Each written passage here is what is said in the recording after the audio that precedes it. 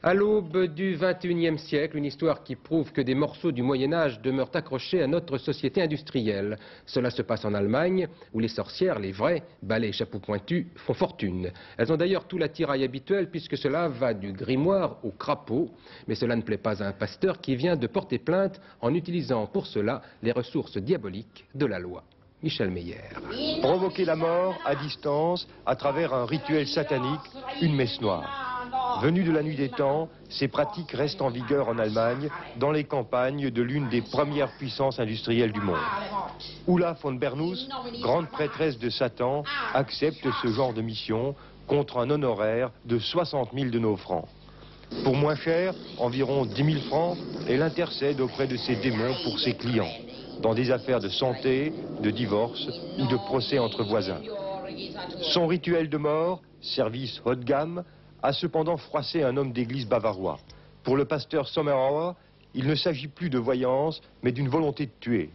Alors, comme il n'est plus d'usage de brûler les sorcières, il a porté plainte contre la femme de Belzébuth, dans le but évident de la discréditer.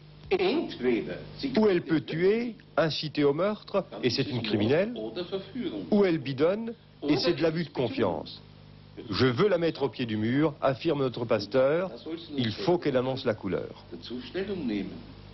L'effet paradoxal de cet assaut clérical, Ulla von Bernus n'en est que plus populaire. On l'invite dans les débats et shows de télévision locale, elle y disserte doctement sur les différentes écoles sataniques, mais aussi sur la stupidité du pasteur Sommerauer. Pour la sorcière, le pasteur s'est mis dans une situation fatale, car il la pousse au crime en lui demandant de prouver ses talents. Pas de doute, affirme-t-elle, Satan sait qui a inspiré l'homme d'église. En dépit de l'amusement et de l'incrédulité de ses voisins de Rothenburg, une petite ville de province allemande, la maison de la grande prêtresse de Satan est devenue un centre d'intérêt. Cette affaire est aussi l'occasion de redécouvrir l'engouement inattendu des Allemands pour l'irrationnel. En Allemagne fédérale, quelques 2500 sorciers et sorcières se partagent avec Ulla von Bernus le marché des superstitions. On estime aussi que le quart des Allemands seraient superstitieux et que les marchands de poudre de perlimpinpin ou de rituels sataniques tablent sur une clientèle de 2 millions de naïfs ou d'esprits faibles.